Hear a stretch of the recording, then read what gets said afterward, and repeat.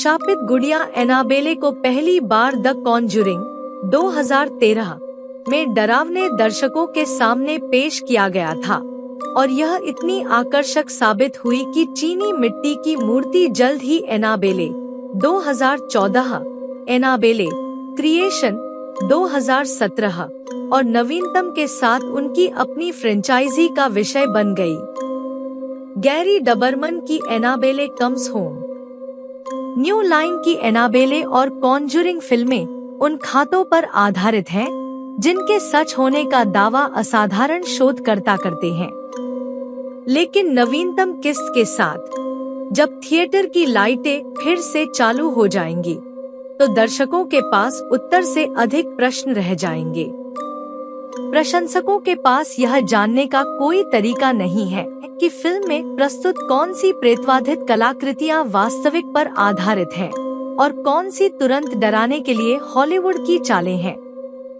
इसकी जांच के लिए हॉलीवुड रिपोर्टर ने वास्तविक जीवन के ऑकल्ट म्यूजियम के क्यूरेटर और प्रसिद्ध दानव विज्ञानी एड और लोरेन वॉरेन के दामाद टोनी स्पेरा से बात की। यहाँ कनेक्टिकट स्थित संग्रहालय के क्यूरेटर ने उन किंवदंतियों को तोड़ दिया है जिन्होंने नवीनतम फिल्म को प्रेरित किया और वे बड़े पर्दे पर आने वाली फिल्मों से कैसे भिन्न हैं। एनाबेले कम्स होम में संग्रहालय में एक शादी की पोशाक की मजबूत उपस्थिति है। फिल्म के पहले आधे घंटे में ही घातक पोशाक के पीछे की कहानी सामने आ जाती है। जो कोई भी यह पोशाक पहनता है वह निश्चित रूप से अपने मंगेतर की हत्या कर देगा। स्पेरा ने पोशाक की जड़ों को खारिज कर दिया, यह पुष्टि करते हुए कि एक सफेद गाउन ऑकल्ट संग्रहालय में मौजूद है, लेकिन यह ज्ञात नहीं है कि वह पोशाक कभी दुल्हन की थी या नहीं। स्पेरा ने पुष्टि की है कि चित्रित गाउन की हत्यारे मंगेतर की मूल कहानी 100% काल्पनिक है और इसे पूरी तरह से बड़े पर्दे के लिए फिल्म की रूह कंपा देने वाली स्थिति को बढ़ाने के लिए डिजाइन किया गया था।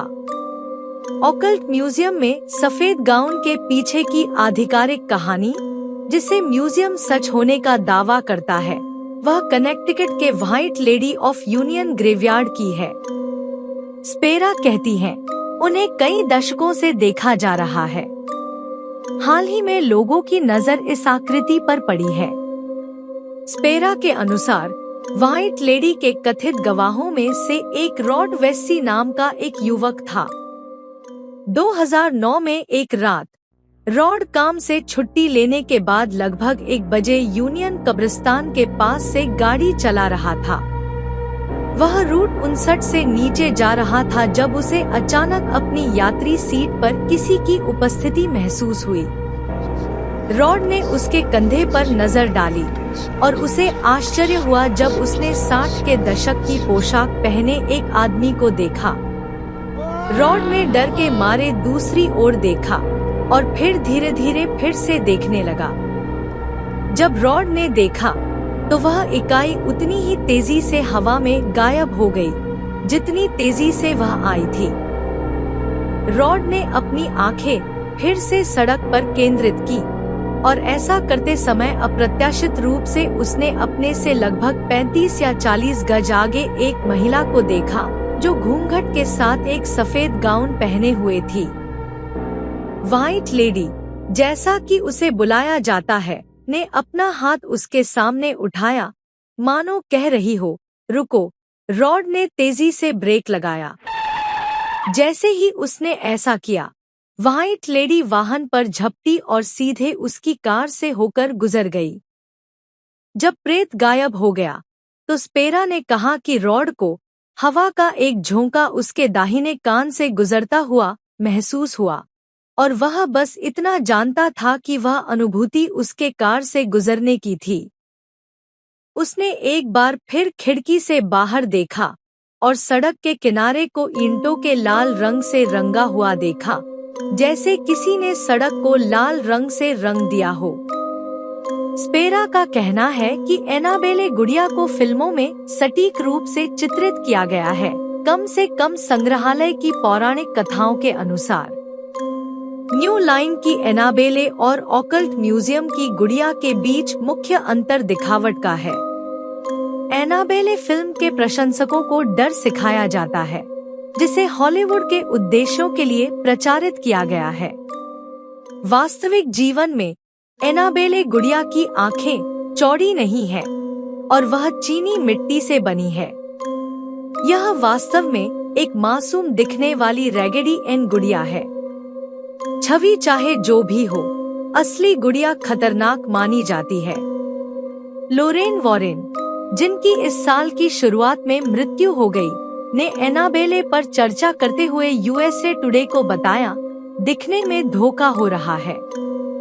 गुड़िया जैसी दिखती है वैसा नहीं है जो इसे डरावना बनाता है। यह वही है जो गुड़िया के भीतर डाला गया है, बुराई। फिल्मों में एनाबेले की मूल कहानी संग्रहालय द्वारा रखी गई कहानी से बिल्कुल भिन्न है। एनाबेले के नॉन फिक्शन संस्करण में हार्टफोर्ड, कनेक्टिकट में 2 नर्सें एक साथ रहती थी। नर्सों में से एक को उसकी मां ने 1970 में रैगेडी एन गुड़िया उपहार में दी थी। स्पेरा का मानना है कि मां ने गुड़िया को एक सेकेंड हैंड स्टोर से खरीदा था। उपहार प्राप्त करने के बाद अपार्टमेंट में भयानक घटनाओं की एक श्रृंखला शुरू हो गई। उदाहरण के लिए, नर्स गुड़िया को सोफे पर छोड़ देती थी और वापस आकर गुड़िया को अपने शयन कक्ष में बैठी हुई पाती थी। अन्य दिनों में वह यह जानकर बाहर चली जाती थी कि उसने गुड़िया के पैर खुले छोड़ दिए हैं और एनाबेले के पैरों को आपस में जुड़ा हुआ देखकर घर आती थी। नर्सें निर्जीव वस्तु की सूक्ष्म गतिविधियों से चिंतित हो गईं, खासकर जब उन्हें अपार्टमेंट के चारों ओर बिखरे हुए क्रेयॉन में मेरी मदद करें शब्दों के साथ चर्मपत्र कागज मिला। महिलाओं को पता नहीं था कि चर्मपत्र कागज कहां से आया, क्योंकि उनके परिसर में कुछ भी संग्रहित नहीं था। आगे जो होगा उसकी तुलना में चर्मपत्र के नोट कुछ भी नहीं थे। एक सुबह जब नर्सें अपने नाश्ते की जगह पर खाना खा रही थी, एनाबेले की 2 कमजोर छोटी कपड़े वाली भुजाएं मेज पर उठीं, स्पेरा कहती है।